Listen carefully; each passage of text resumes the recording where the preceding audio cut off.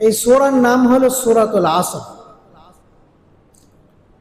যেহেতু এই সূরার মধ্যে আসর শব্দটি রয়েছে, এই আসর শব্দকে কেন্দ্র করে মহান রব্বুল আলামিন এই সূরার নাম রেখেছেন সূরাতুল আসর।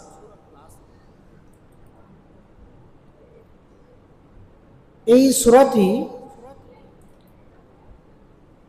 3 আয়াত বিশিষ্ট। এই সূরার মধ্যে কয়টি আয়াত? 3টি আয়াত। এত সংক্ষিপ্ত সূরা হওয়া সত্ত্বেও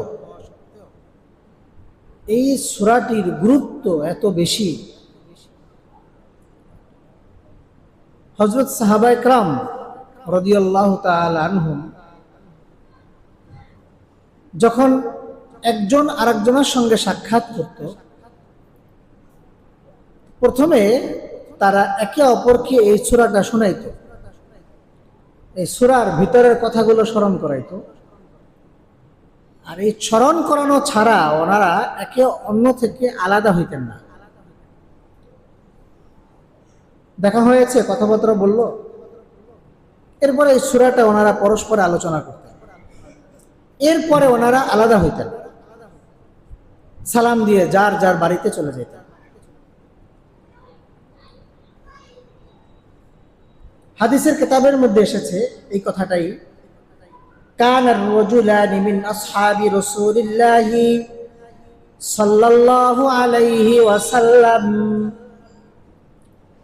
ইযা ইলতাকায়া লাম ইয়াতাফাররাকা ইল্লা আলা আন ইয়াকরা আহাদুহুমা আলাল আখার সূরাতাল আসর ইলা আখিরিহা থুম্মা ইউসাল্লিমু আহাদুহুমা আলাল আখার। রাসূলুল্লাহ সাল্লাল্লাহু আলাইহি ওয়াসাল্লামের সাহাবীদের থেকে যখন 2 জন সাহাবী একত্রিত হতেন, তারা সূরাতুল আসর একে অপরকে শোনানো ছাড়া আলাদা হইতেন না, শেষ পর্যন্ত শোনাতেন, এরপরে তারা সালাম দিয়ে পৃথক হয়ে যেতেন। আপনারা এর দ্বারা কি বুঝলেন? এই সূরাটার অনেক গুরুত্ব আছে না নাই? শুধু গুরুত্ব না, এই সূরাটা সর্বদা স্মরণে রাখার মতো একটি সূরা। ওনারা দেখা হইলেই একে অপরকে সূরাটা কেন শুনাইতেন? যেন এই সূরার সারমর্ম ভুলে না যান,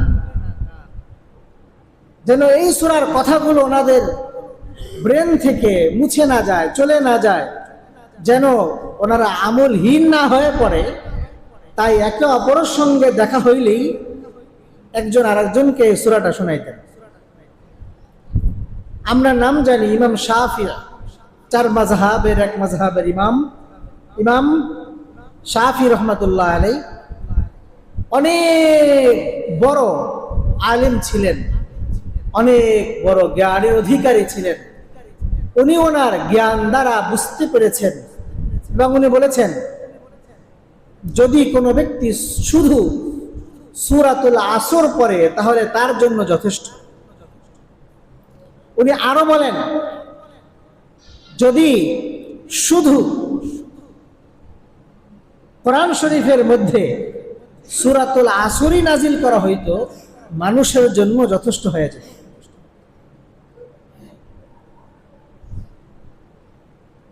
উনি এর মর্ম বুঝেছেন, এই সূরার মধ্যে কি নিহিত ইমাম শাফিঈ রাহমাতুল্লাহ আলাইহি বুঝতে পেরেছেন। এই জন্য উনি এই কথাটা বলেছেন। এই সূরার শুরুতে মহান রব্বুল আলামিন শপথ করেছেন, আমরা যেটাকে কসম করা বলি। মানুষ তখন কসম করে যখন তার কথার গুরুত্ব বোঝাতে চায়। আপনি একজনকে একটি কথা বলছেন কিন্তু তার কাছে বিশ্বাস হয় না, তখন আপনি বলেন, আল্লাহর কসম তুই আমার কথাটা বিশ্বাস কর, অবশ্যই আমি আগামীকাল তোর বাড়িতে আসবো। এখন সে বিশ্বাস করে, যেহেতু আল্লাহর কসম দিয়ে বলছে, তাহলে তার কথার মধ্যে কোনো ভুল নাই, মিথ্যা নাই। দেখবেন ছোট স্কুলের বাচ্চা যারা আছে, যখন বন্ধুরা পরস্পরে কথা বলে, ওরাও একে অপরকে কসম দিয়ে কথা বলে। ছোটবেলায় আমরা বলতাম আল্লাহর কিরা, বলে আল্লাহর কিরা বিশ্বাস কর, আল্লাহর কিরা এটা, আল্লাহর কিরা ওইটা। ছোট বাচ্চারা যখন কথা বলে তখন তারাও বলে, তার কথাকে গুরুত্ব বোঝানোর জন্য, তার কথার গুরুত্ব বোঝানোর জন্য। তো মহান রব্বুল আলামিনের কথার গুরুত্ব তো আছেই, গুরুত্ব দিলেও আছে, না দিলেও আছে। কিন্তু মানুষ যেহেতু কথার মধ্যে এরকম কসম দিতে অভ্যস্ত, মানুষ কথার মধ্যে কসম দেয়, আর কসম দিলে মানুষের কাছে কথাটা বেশি গ্রহণযোগ্য হয়। এই মানুষের অভ্যাসের দিকে লক্ষ্য করে আল্লাহ তাআলা কসম করেছেন, শপথ করেছেন। আমরা শপথ করি আল্লাহর, স্রষ্টা তো একজনই আল্লাহ, তাই আমরা মহান রবের শপথ করি। আল্লাহ তাআলা উনি কার শপথ করবেন? আল্লাহ তাআলা তার সৃষ্টির মাঝে গুরুত্বপূর্ণ বিভিন্ন জিনিসের আল্লাহ শপথ করেছেন।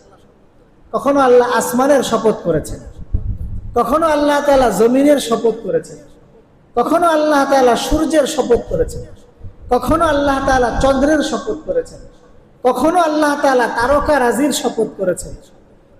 এই সূরার মধ্যে আল্লাহ তাআলা সময়ের শপথ করেছেন। কিসের শপথ করেছেন? সময়। এই সূরার শুরুতে আল্লাহ বলেন ওয়াল আসর। ওয়াও শব্দের অর্থ হলো আমি শপথ করছি, আর আসর শব্দের প্রশুদ্ধ যে অর্থ সেটা হলো সময়। সেটা কি? সময়ের অংশ বা দিনের শেষ ভাগ, বা এক কথায় সময়। আল্লাহ তাআলা সময়ের শপথ করেছেন। কেন আল্লাহ সময়ের শপথ করলেন? এর কারণ হলো আল্লাহ তাআলা পরবর্তীতে মানুষের ক্ষতি সম্পর্কে আলোচনা করবেন এবং ক্ষতি থেকে মুক্ত কারা তাদের নিয়ে আলোচনা করবেন। তাই আল্লাহ তাআলা সময়ের শপথ করেছেন। সময়ের শপথ কেন করলেন? ফখরুদ্দিন রাজি রহমাতুল্লাহ আলাই, যিনি অনেক বড় মাপের একজন মুফাসসির ছিলেন, যার তাফসিরের কিতাবের নাম হলো তাফসিরে কবির, উনি বলেন যে আমি একদিন বাজারে গেলাম, বাজারে যাওয়ার পরে দেখি এক ব্যক্তি চিল্লাইতেছে আর বরফ বিক্রি করতেছে, ভাই তোমরা আমার বরফ নিয়ে যাও, আমার বরফ নিয়ে যাও। বরফ তো চেনেন।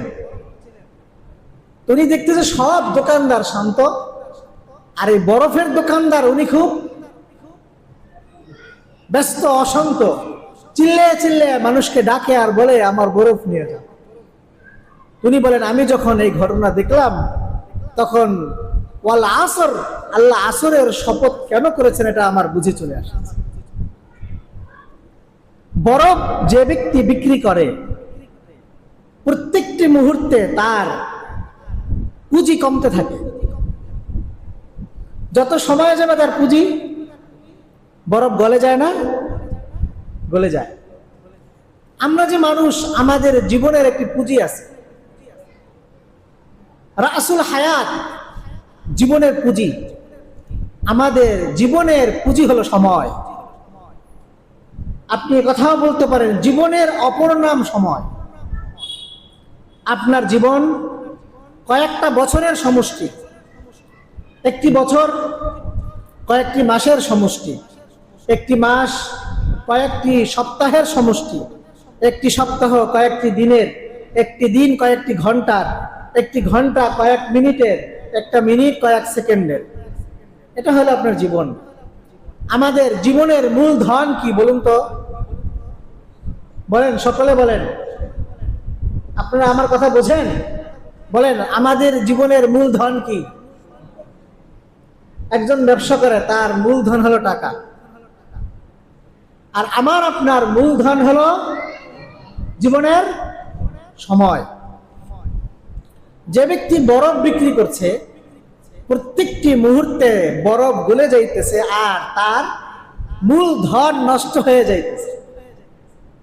ঠিক আপনারও আমার জীবনের প্রত্যেকটি মুহূর্তে ঘুমিয়ে থাকি আর জাগ্রত থাকি, ভালো কাজে থাকি আর খারাপ কাজে থাকি, আল্লাহর বিধান অনুযায়ী জীবন যাপন করি আর নাই করি, আপনার আমার জীবনের যে মূল ধন, মূল সম্পদ, মূল পুঁজি, তা শেষ হয়ে যাচ্ছে। ফখরুদ্দিন রাজি রহমাতুল্লাহ আলাই উনি বলেন, আমি যখন বাজারে গিয়ে দেখলাম বরফ বিক্রেতা খুব ব্যস্ত, তখন আমি বুঝে ফেললাম আল্লাহ তাআলা সূরা আসরের মধ্যে ওয়াল আসর কেন বলেছেন। কারণ মানুষের জীবনের সবচেয়ে গুরুত্বপূর্ণ জিনিসটা কি বলেন তো? সময়। আল্লাহ তাআলা সময়ের শপথ করে বলেন ওয়াল আসর, আমি সময়ের শপথ করছি। কিসের শপথ? এরপরে আল্লাহ বলেন ইন্নাল ইনসানা লাফি খুসর, আল্লাহ বলেন নিশ্চয়ই মানব জাতি ক্ষতির মধ্যে রয়েছে। আল্লাহ আমাদেরকে ক্ষতি থেকে বাঁচানোর জন্য আল্লাহ আমাদেরকে সতর্ক করছেন, এই মানব জাতির মধ্যে থেকে কারা ক্ষতির মধ্যে আর কারা ক্ষতি থেকে বাঁচবে, কারা ক্ষতিগ্রস্ত নয়। একটা হলো পরীক্ষা দিল, পরীক্ষার মধ্যে সফলতা অর্জন করেছে, এটা একটা বিষয়। আর একটা হলো কোন রকম পাশ করেছে। কি বলেন? একজন হলো এ গ্রেডে গোল্ডেন এ প্লাসে পাশ করেছে, কি বলেন? আর একজন পাশ করেছে এফ গ্রেডে। এফ গ্রেড বুঝেন? এফ গ্রেড কোনটা? এফ অর্থাৎ হলো 32, অর্থাৎ কত? 32, 33-এ পাস। আল্লাহ আমাদের কি বলবেন? কোন রকম পাস করার জন্য কি করা লাগবে? সফলতা বহু দূরের কথা, এই সূরার মধ্যে আল্লাহ বলবেন কোন রকম পাসটা যেন হয়, পাস। এই কোন রকম পাস করার জন্য আল্লাহ যে কথাগুলো বলবেন এই কথাগুলোর উপর আমল করতে হবে। আমরা প্রস্তুত আছি তো ইনশাআল্লাহ? আল্লাহ আমাকে সহ আপনাদের সকলকে তৌফিক দান করুন, সকলে বলুন আমিন। একটা হলো কোন রকম পাস, যা না হলে আপনি পরবর্তী ক্লাসে আর উঠতে পারবেন না। আর একটা হলো সফলতা। একটা মানুষ জ্ঞানী হোক আর কম জ্ঞানী হোক, বেশি জ্ঞানী হোক কম জ্ঞানী হোক, শিক্ষিত হোক মূর্খ হোক, মুসলিম হোক অমুসলিম হোক, সফলতা বললে কিছু একটা বোঝে। কি বলেন? যার একটা গাড়ি আছে 1 কোটি টাকার, সে সফল। যার একটা বাড়ি আছে 1 কোটি টাকার বা 10 তলা বড় একটা বাড়ি, সে সফল। যার স্বাস্থ্য অনেক ভালো, সে সফল। যে জাপানি টরের জামা গায়ে দেয়, 3000 টাকার জুতা পরে, ও সফল। মাসে লক্ষাধিক টাকা ইনকাম, সে সফল। বিদেশে গিয়ে ডিগ্রি অর্জন করেছে, সে সফল। কোন কলেজে পড়লে, কোন দেশে গেলে, কোন ডিগ্রি অর্জন করতে পারলে সফল হবে, এই নিয়ে আমাদের সকলের মাঝে আলোচনা। কি বলেন? আর যদি কেউ বিপরীত হয়, তখন ওই ব্যক্তি এবং অন্যরা ভাবে লোকটা সফল হতে পারেনি, সে নাকাম, তার জীবন বিফল হয়ে গিয়েছে। কিন্তু আমরা যা ভাবি, আমরা যা আলোচনা করি, আমরা যা বলি, মহান রব্বুল আলামিনের কথাটাই এর চেয়ে একটু ভিন্ন। আপনি যদি একটা ব্যক্তিকে দেখেন, তার গ্রামের লোকজন তাকে বের করে দিয়েছে এবং সে একটি গাছের তলায় বসে পড়েছে, তার থাকার কোনো জায়গা নাই, গাছের তলায় থাকে, আপনি কি লোকটাকে সফল বলবেন? বলেন তো আপনারা, সফল বলবেন? আপনি যদি দেখেন একটা মানুষের পায়ে জুতাও নাই, তার থাকার কোনো ঘরও নাই, সে বিবাহ শাদীও করে নাই, এমনকি তার মাথা আঁচড়ানোর একটি চিরুনিও নাই, হাত দিয়ে মাথা আঁচড়ায়, আপনি কি লোকটাকে সফল বলবেন? আপনি যদি দেখেন একটা মানুষ জেলখানায় বছরের পর বছর আবদ্ধ, আপনি কি তাকে সফল বলবেন? বলবেন না। অথচ সর্বযুগের সর্বশ্রেষ্ঠ মহামানব জনাবে মুহাম্মদুর রাসূলুল্লাহ সাল্লাল্লাহু আলাইহি ওয়াসাল্লামকে তার এলাকার মানুষ কিন্তু বাড়ি থেকে বের করে দিয়েছে এবং তিনি আশ্রয়ের জন্য একটি গুহা বেছে নিয়েছিলেন। আপনারা সবাই জানেন তো। এবং তিনি দূর দেশে গিয়ে আশ্রয় নিয়েছিলেন। আপনারা কি মুহাম্মদুর রাসূলুল্লাহকে নাকাম বলবেন না সফল বলবেন? কিন্তু আমাদের দৃষ্টি অনুযায়ী উনি কিন্তু সফল নয়। হযরত ইউসুফ আলাইহিস সালাতু ওয়াস সালামকে বছরের পর বছর জেলখানায় থাকতে হয়েছে। হযরত ঈসা আলাইহিস সালাতু ওয়াস সালামের থাকার কোনো বাড়ি ছিল না, পায়ে কোনো জুতা ছিল না, মাথা আঁচড়ানোর জন্য কোনো চিরুনিও ছিল না।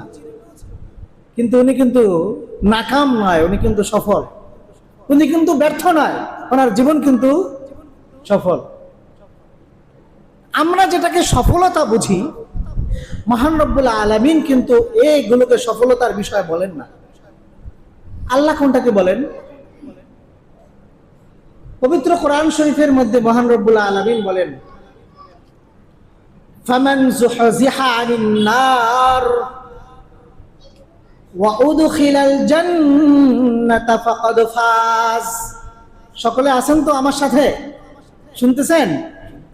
আল্লাহ বলেন, ফামান যুহজিহা আনিন নার ওয়া উদখিলাল জান্নাতা ফাকাদ ফাজ ওয়া মাল হায়াতুদ দুনিয়া ইল্লা মাতাউল গুরুর।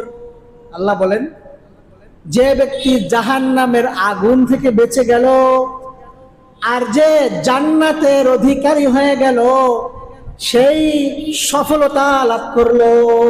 এই হলো সফল। আর আমরা যেটাকে সফলতা বুঝি, বড় গাড়ি, বড় বাড়ি, বড় ব্যবসা, লাখ লাখ টাকা রোজগার, আল্লাহ বলেন, ওয়ামাল হায়াতুদ দুনিয়া ইল্লা মাতাউল গুরুর। এর পরের অংশে আল্লাহ বলেন, দুনিয়ার জীবনটা ধোঁকার জীবন ছাড়া কিছুই নয়। আমরা যা ভাবছি আর দেখছি এটা কি? ধোঁকা। দুনিয়ায় বড় গাড়ির মালিক হওয়া, দামি গাড়ির মালিক হওয়া, বিশাল বড় বাড়ির মালিক হওয়া, অনেক অর্থ সম্পদের মালিক হওয়া, এটা দোষ নয়। কিন্তু অর্থ সম্পদ কম হোক আর বেশি হোক, এটা তখনই দোষের বিষয় যখন এই অর্থ রোজগার এবং অর্থ খরচ আল্লাহ তাআলার বিধানের বাইরে হবে এবং সে অর্থের মোহে পড়ে যাবে। একটা মানুষের মাসে রোজগার হলো 10,000, কিন্তু সে অর্থের লোভী, সে ক্ষতিগ্রস্ত, তাকে আল্লাহ পছন্দ করেন। আর একজন ব্যক্তির মাসে রোজগার হলো কয়েক লক্ষ, কিন্তু তার মধ্যে অর্থর মোহ নাই। মোহ বোঝেন? মোহ কাকে বলে? যার মধ্যে মোহ থাকে সে অর্থ রোজগারের জন্য আল্লাহর বিধানের তোয়াক্কা করে, মানে শুধু তার দরকার যেভাবে আসে আসুক, এবং ওই রোজগার করতে গিয়ে তার আল্লাহর বিধান নষ্ট হোক, আল্লাহর হুকুম নষ্ট হোক, এইটার কোনো সে পরোয়া করে না। তার মুখ্য উদ্দেশ্য হলো অর্থ। এটাকে বলে মোহ। যার মধ্যে মোহ আছে, তার অর্থ কম হোক আর বেশি হোক, সে অবশ্যই ধোঁকার মধ্যে রয়েছে। যার মধ্যে কি আছে? অর্থের মোহ। আল্লাহ তাআলা আমাদেরকে হেফাজত করুন, বলুন আমিন। আমাদের আগ্রহ হবে আখিরাতের। এই সূরার মধ্যে মহান রব্বুল আলামিন বলেন, ইন্নাল ইনসানা লাফি খুসর। সফলতার কথা বলছি না, জান্নাতে বড় বড় বাড়ির মালিক কিভাবে হবে সে কথা এখানে বলছে না। এখানে শুধু 33-এ পাস, এতটুক করলে আপনি কোন রকম পাস করবেন। এখানে আল্লাহ তাআলা কোন রকম পাস করার জন্য 4টা কথা বলেছেন। কয়টা কথা? 4টা। আল্লাহ 1 নম্বর বলেন, ইল্লাল্লাযীনা আমানু। 1 নম্বর, যারা ঈমান এনেছে। কি এনেছে? ঈমান। আমরা সকলে মুমিন। আমরা সকলে কি বলেন? আমরা মুমিন না?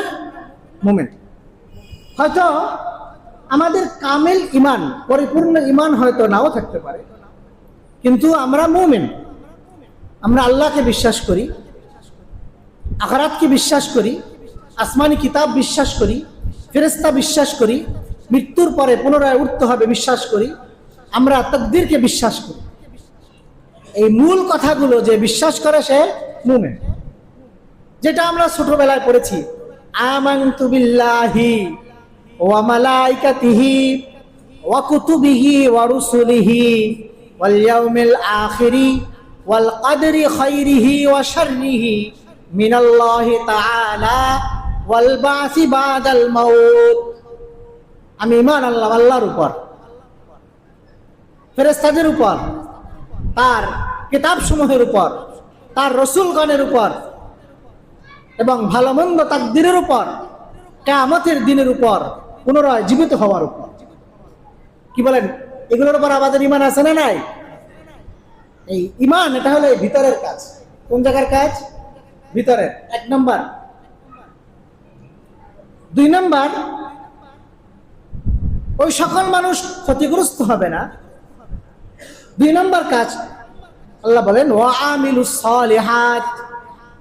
আল্লাহ কিন্তু এখানে বলেন নাই ওয়া আকামুস সালাত, যারা নামাজ পড়ে, ওয়া আতুজ যাকাত, যারা যাকাত দেয়, ওয়া সামু রমাদান, যারা রমজানের রোজা রাখে। এগুলো কিন্তু আল্লাহ বলেন নাই। আল্লাহ কিন্তু বলেন নাই 1 নম্বর ঈমান আনতে হবে, 2 নম্বরে নামাজ পড়তে হবে, এটা কিন্তু বলেন নাই। আল্লাহ কি বলেছেন? ওয়া আমিলুস সালিহাত। নামাজ, সালিহাত অর্থাৎ ভালো কাজ সমূহ, ভালো কাজ সমূহের বড় একটি অংশ হলো সালাত, বড় একটি অংশ হলো সওম, বড় একটি অংশ হলো হজ, বড় একটি অংশ হলো যাকাত। কিন্তু নেক কাজ, ভালো কাজ শুধুই নামাজ নয়, শুধুই রোজা নয়, শুধুই হজ আদায় করা নয়, শুধুই জিকির আজকার নয়, শুধুই কোরআন তেলাওয়াত নয়। বুঝতে পেরেছেন সবাই? ভালো কাজ অনেক ব্যাপক। ইসলামের যত বিধান আল্লাহর পক্ষ থেকে, হালাল হারাম, নবীজির সুন্নাহ অনুযায়ী জীবনযাপন, আল্লাহ আল্লাহ রসুল যে কাজটাকে ভালো বলে, ওই সকল কাজ করার নাম হইল ওয়া আমিলুস সালিহাত। যত ভালো কাজ, ভালো কাজগুলো করতে হবে। কয় নম্বর? কোন রকম পাশ করার জন্য 2 নম্বর কি করতে হবে? আমাদের এই পরীক্ষার জীবনে ভালো কাজ। শুধু নামাজ, শুধু রোজা, কি বলেন, নামাজও পড়লাম, টেবিলের নিচ দিয়ে ঘুষও নিলাম, তাহলে কি ভালো কাজ থাকলো? হ্যাঁ, ব্যবসাও করলাম, ফাঁকে একটু মিথ্যা কথাও বললাম, লাভ করলাম 500 আর বললাম আসলে 20 টাকাও লাভ করতে পারলাম না। বলে না? বলে না?